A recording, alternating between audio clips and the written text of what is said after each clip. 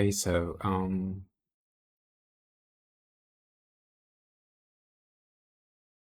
welcome to Gaming Politics Stuff. So today we're going to talk about Jean-Marie Le Pen's death. I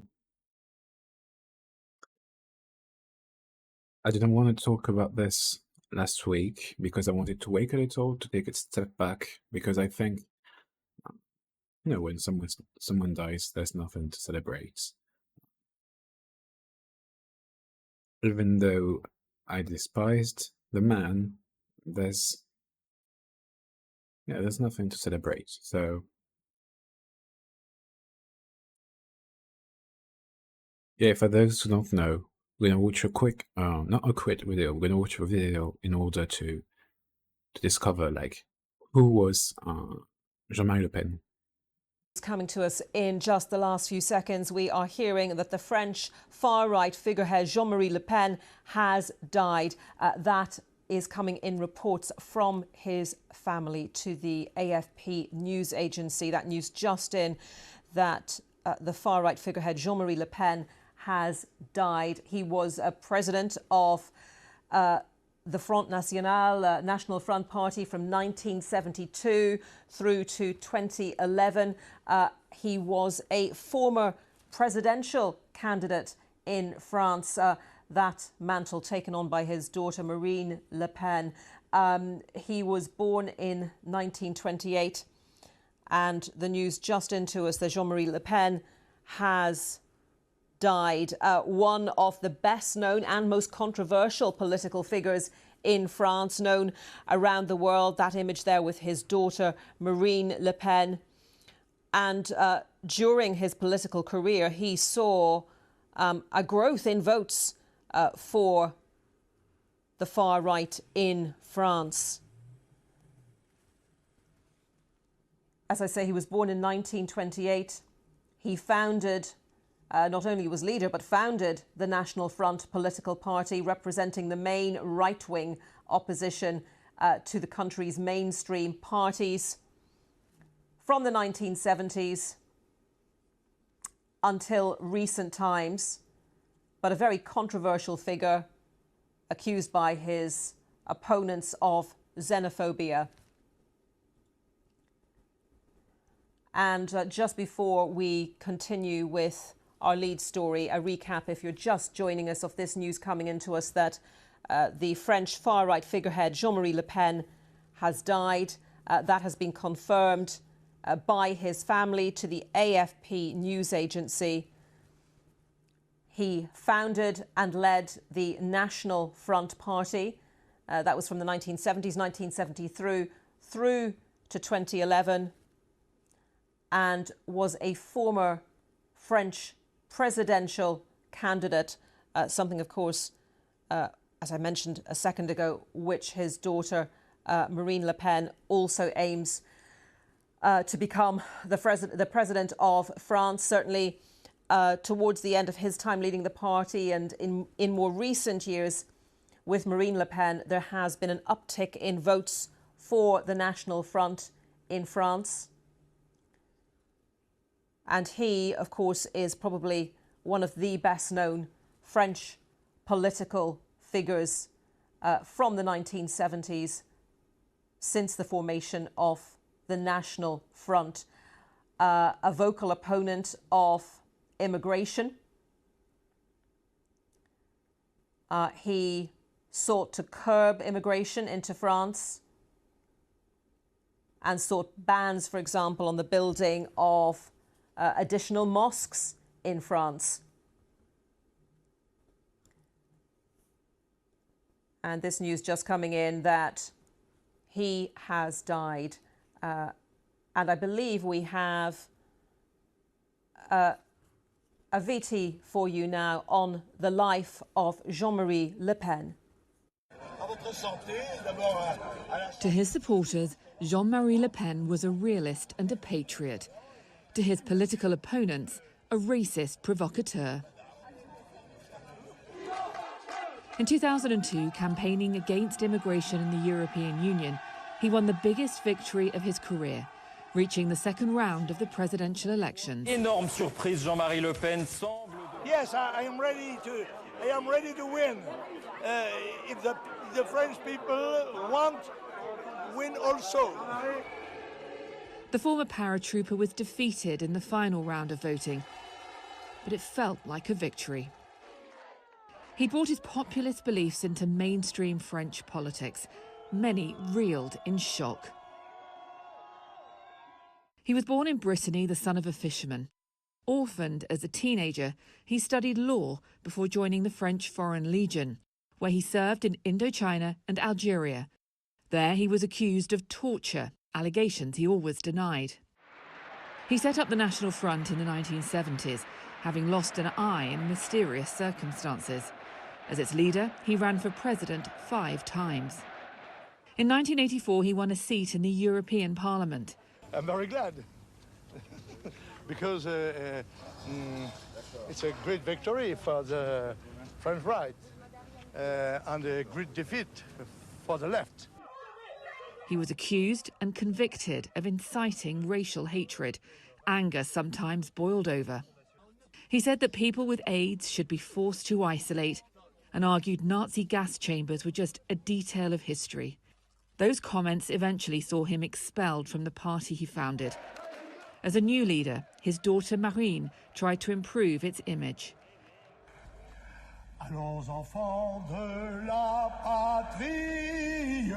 Jean-Marie Le Pen insisted he was simply a man who loved his country. His uncompromising views deeply offended millions, but they did much to shape post-war French politics.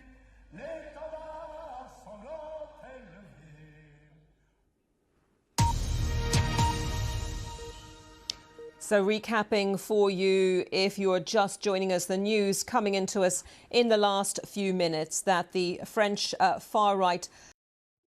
All right, anyway.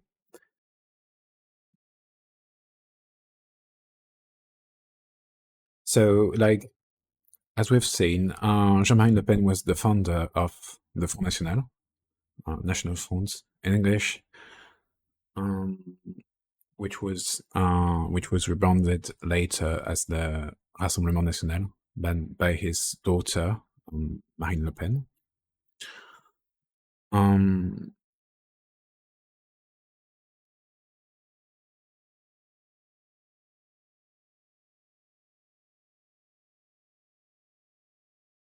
Yeah, his death basically reignited discussions about the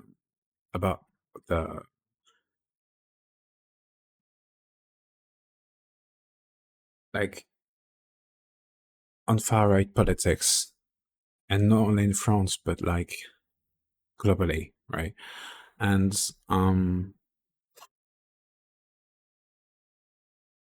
yeah, exactly. Some see this as a symbolic end of an era, but I tend to disagree,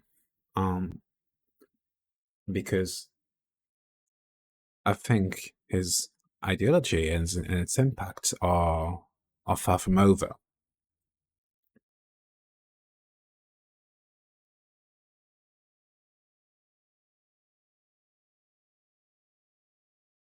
Right, so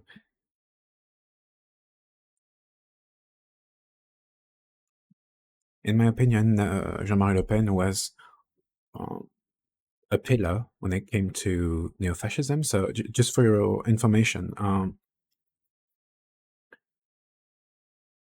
we're gonna quickly look at the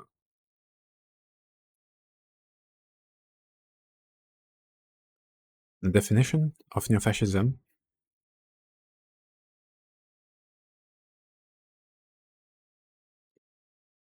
Alright, so neo-fascism is a post-World War II far-right ideology that includes significant elements of fascism, ultra-nationalism, ultra-conservatism, racial supremacy, right-wing populism, authoritarianism, xenophobia, anti-immigration sentiments,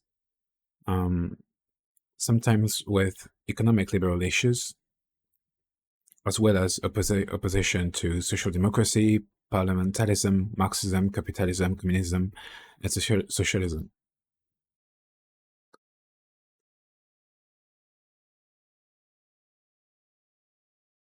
All right, so we're gonna watch another video to talk about his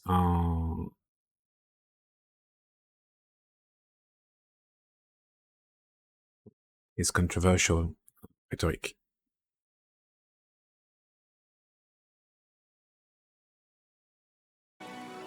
April 21st, 2002, Jean-Marie Le Pen is propelled to the gates of power. The co-founder of the National Front surprisingly qualified for the second round of the presidential election. Don't be afraid, dear compatriots. Have hope, you the forgotten, the foot soldiers, the excluded. Though he only had 16.86% of the vote in the first round and was eventually trounced by incumbent Jacques Chirac in the runoff, the moment was a turning point in French and European politics. Jean-Marie Le Pen was born on June 20th, 1928 in Brittany to a farmer and a fisherman. At the age of 25, he joined the army in Indochina and then in Algeria, where he was later accused of torturing prisoners. At 27, he became one of the youngest members of France's parliament, joining an anti-establishment movement launched by Pierre Poujade. But it was in 1972 that Le Pen co-founded the National Front, alongside Pierre Bousquet, a journalist and a far-right politician. 2 years later, Le Pen set his sights on the presidency for the first time. Most of the men who are seeking to win your vote are candidates from the past. I will be the candidate of truth. Le Pen advocated for the defense of traditional family values, but most of all, he was known for his anti-immigration, French Workers' First platform. I believe in the inequality between races. Yes, of course, it's obvious. History proves it. While his ideas were extreme, they appealed to voters worried about France's economic crisis, and their number increased over time. Le Pen won a seat at the European Parliament in 1984, one he occupied for 35 years. In the 1988 and 1995 presidential elections, the National Front came fourth place, with 14 and 15% of the vote, respectively. But his popularity also came with controversies. During his career, Le Pen was convicted more than 24 times for homophobic, racist, anti-Semitic remarks, as well as his comments minimizing the Holocaust. When I said that the gas chambers were just a mere detail in the history of the Second World War, I deny that this statement has an anti-Semitic character to it at all. Fearing that these outbursts would alienate potential voters, his daughter Marine took over. Becoming the president of the far-right party Le Pen had led for almost 4 decades. But it was a lengthy, bitter power struggle that ended with his exclusion from the party. For now, there's only one president, and it's me. The cords weren't completely cut, though. Le Pen Sr. remained the honorary president of the FN until 2018, when he was eventually booted out by party members. Under the presidency of Marine Le Pen, the FN was also renamed the National Rally. During that time, Jean-Marie Le Pen published his memoirs, and in 2019 he quit his job as an MEP and retired from political life.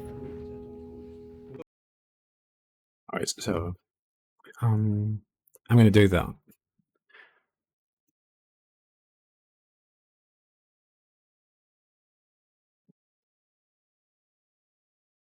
So, like, basically, what we've just seen is that so Jean-Marie Le Pen co-founded the National Front in 1972, sorry, and his party was deeply rooted in the neo-fascist ideology that I described before. But this wasn't just a political party, right? It was a rebranding of like extremist nationalism, and this extremist nationalism appeared to post-war France's fears and frustrations, and so this party was founded by ex-SS soldiers and collaborators from the Vichy regime. And yeah, they were among its early members. So you can really grasp and like see how extreme it was. Just for your information, SS stands for Schutzstaffel, which was a Nazi paramilitary organization. As we've seen in the videos, Le Pen's tactic, when it comes to like Le Pen's tactics, well, he used the same levels as Trump, for example, notably like blaming immigrants, exploiting insecurities. He would tap into the frustrations of working class voters who felt abandoned by mainstream politics, and generally speaking, his party. So even Rassemblement National right now, they tend to redirect the anger of this working class voters towards immigrants and minorities instead of addressing structural issues such as neoliberalism. What I'm calling neoliberalism, by the way, it's like the impacts of capitalism and free market. And same as Trump, he would exploit cultural fears for the strong national rhetoric, right? So, for example, he had this motto which was France éternelle. So in English, it would mean like eternal France, which is basically the French equivalent for make America great again. So again, there's this emphasis on economic and military supremacy. And again, same as Trump or Erdogan, for instance, he would use provocative and simplistic rhetoric. So he would, as we've seen, minimize the Holocaust as a detail of history, or the same way Trump talks about women, minorities, and his political opponents. So yeah, we can definitely see similarities, and that this is the reason why I found that it was really like interesting. Another point that is interesting in the Le Pen's family is the oligarchic tendencies. So I found a few videos about this.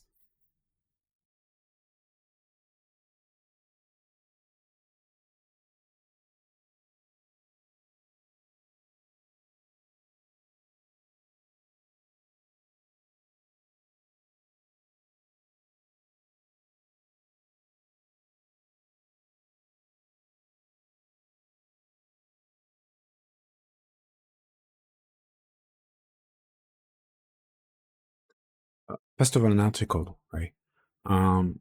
So Jean-Marie Le Pen's death brings a rivalry between Marine Le Pen and Nice into focus. Family sings to show a united front as French minister condemns shameful celebrations of his demise. Yeah, that's why I didn't want to do this just right after his death. I didn't want to celebrate anything because there's nothing to celebrate. The death of Jean-Marie Le Pen looked likely to reignite rivalries in his family over who is the rightful heir to the far-right political dynasty, as the French government condemned as simply shameful crowds of people who took to the streets to celebrate the politician's demise. Marine Le Pen, daughter of the co-founder and leader of the far-right National Front Party, which she has rebranded as the Anti-Immigration National Rally, on Wednesday paid tribute to her father, who died the previous day at the age of 96. Many people who love. Her response contrasted with celebrations seen in Paris and other cities on Tuesday nights, when thousands of people gathered with banners reading, among others, "The dirty race is dead," "Happy New Year," some chanted "Marine Le Pen's dead." Again, we can see how much of a polarizing figure Jean-Marie Le Pen was.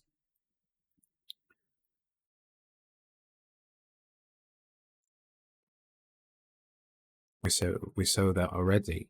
So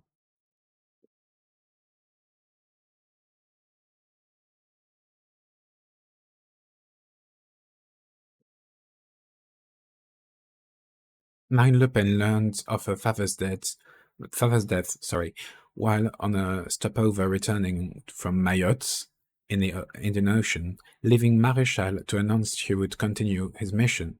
In a long post on X to the grandfather she called Daddy, Mario Maréchal wrote, "Don't worry, I have not forgotten the mission you gave me 13 years ago in your letter." And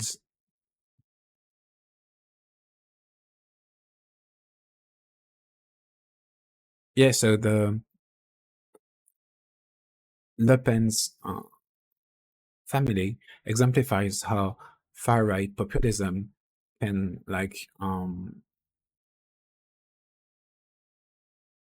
basically coexist with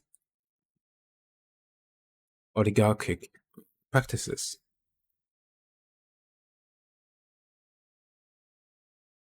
Because Jean-Marie Le Pen basically transformed the national the Rassemblement National into a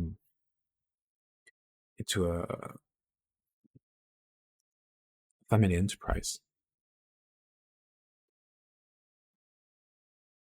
I wanted to show you the family tree, which is interesting because here you can see Jean-Marie Le Pen. If I'm not mistaken, right, his daughter, Marine Le Pen,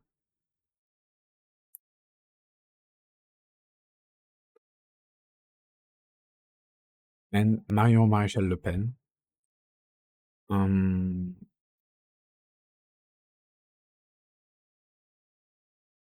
his granddaughter.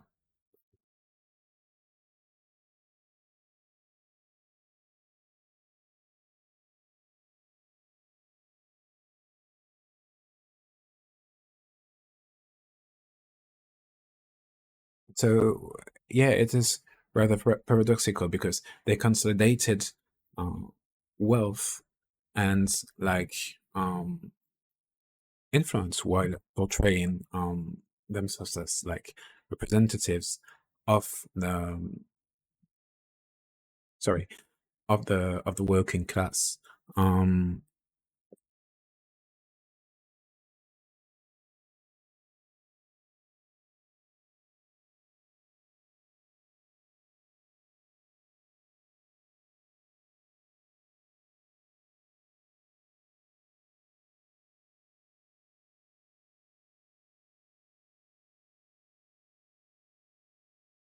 So right,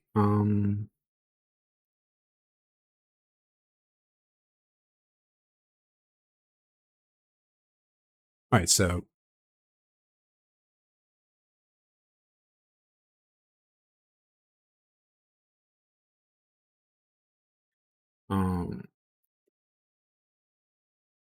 Marine Le Pen led the party from 2011 to 2021.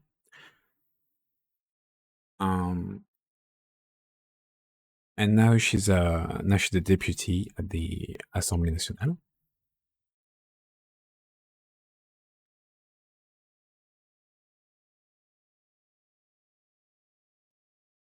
And then there's the fact that the niece, so Marion Maréchal Le Pen, becomes very prominent in the family, and this shows how much the Le Pen family basically monopolizes the the like the far right leadership in France. In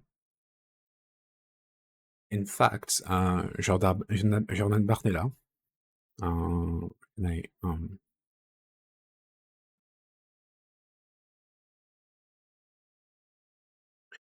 Right,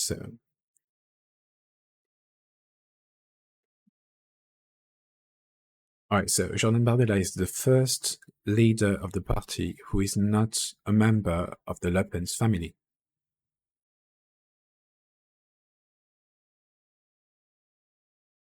And so these oligarchic tendencies translated to like their wealth and many actually, and many financial scandals. All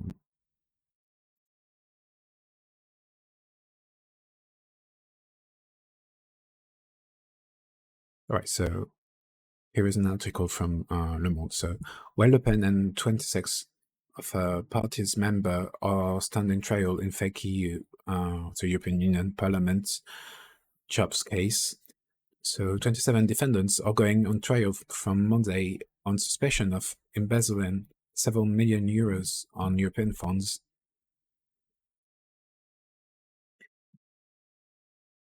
After its relative failure in the July snap elections, France's far-right Rassemblement National party is entering an eventful autumn on the judicial front. So 27 people, including Marine Le Pen, will be standing trial before the Paris criminal courts from September 30th to November 27th.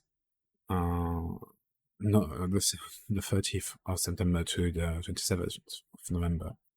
In the case of the allegedly fictitious hiring of assistants, the defendants are suspected of having set up between 2004 and 2016 a system of misappropriation of money paid by the European Union for parliamentary staff in order to finance political activities by the party, which was then called the Front National. The European Parliament estimated the misappropriated sum to be around 7 million euros. Under threat of a prison sentence and a ban from running for office, Le Pen has always contested these accusations.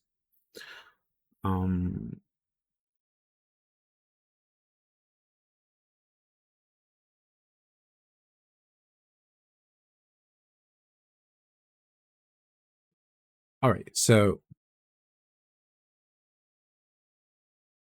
basically, both Jean-Marie Le Pen and Marine Le Pen were accused of misusing party and European Union funds in order to pay party staff. So, like, when you see all this, you may be wondering, like, how did such an extremist party, how did it become mainstream, right?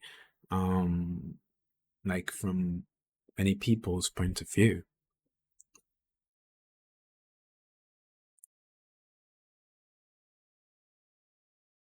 So I found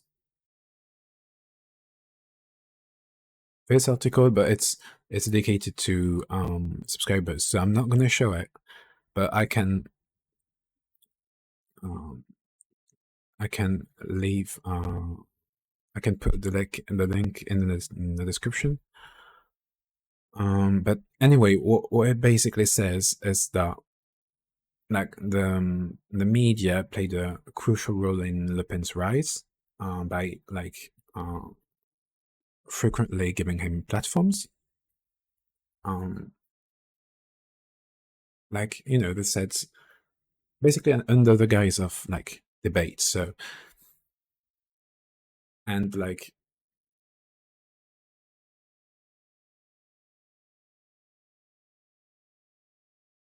they let members of the party talk over and over again as if what they were talking about were, like, opinions, when really they were just mere discriminations.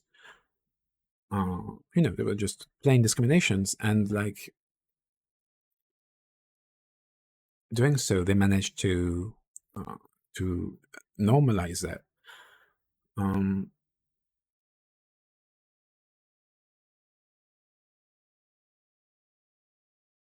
and yeah, I do agree with this article because I think this normalization of hate speech allowed like the party um, to spread uh, its ideas and for its ideas to gain traction among disillusioned, sorry, voters.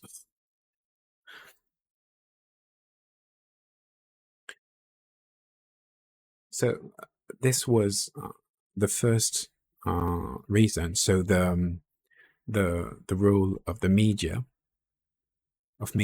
sorry, and the second aspect of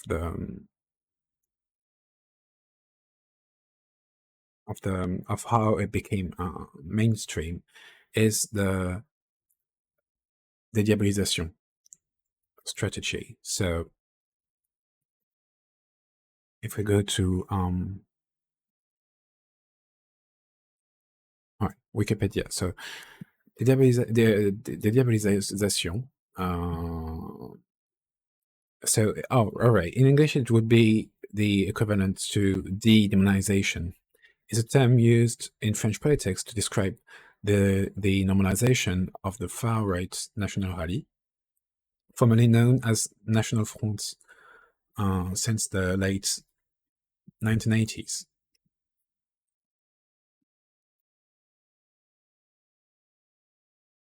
All right, so the term was coined by journalist Olivier Biffaut in 1999, article in Le Monde, where he wrote the National Front has been demonized, diabolisé, for several years. It is now undertaking its diabolisation, so de-demonization. This, in essence, is the message that the leaders of the far-right movements have been trying to get across to their cadres since the start of the summer university they are holding in La Baule.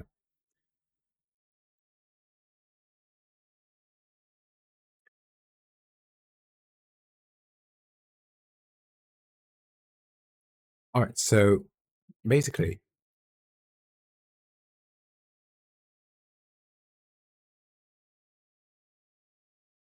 this de-demonization, sorry, involved distancing the Rassemblement National from overtly racist and like anti-Semitic elements, moderating its rhetoric, and focusing on issues like economic nationalism or sovereignty. And it also involved like a strong rebranding,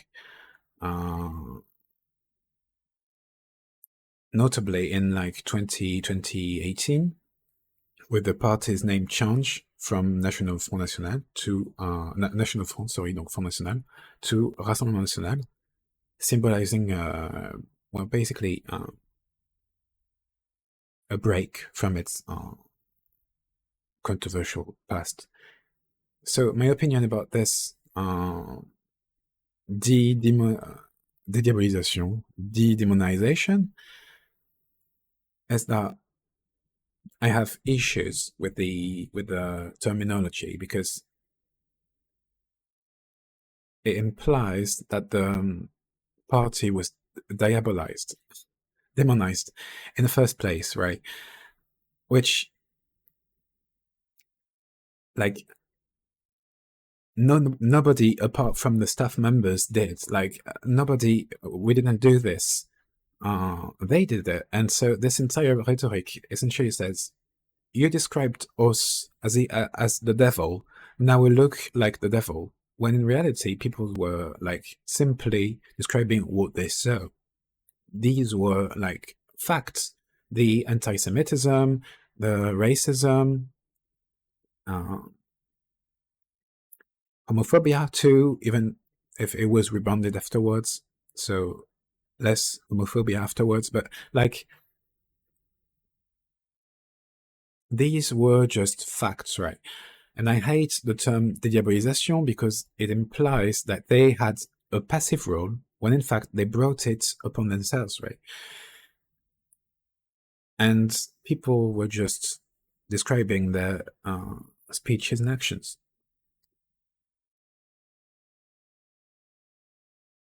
So if I had to like summarize my opinion about what Le Pen's death really means, it would be that, well, I said that already, but like, to me, there's nothing to celebrate. Jean-Marie Le Pen's death is not the end of far-right politics. It's a reminder of its adaptability, actually. His ideas continue to influence figures like, well, Marine Le Pen, Maréchal Le Pen, and others around the world. And so to combat these ideologies, we must address their root causes, which are like systemic inequalities, media complicities too, and the political disenfranchisement, which translates to a distrust in institutions and a search for alternatives.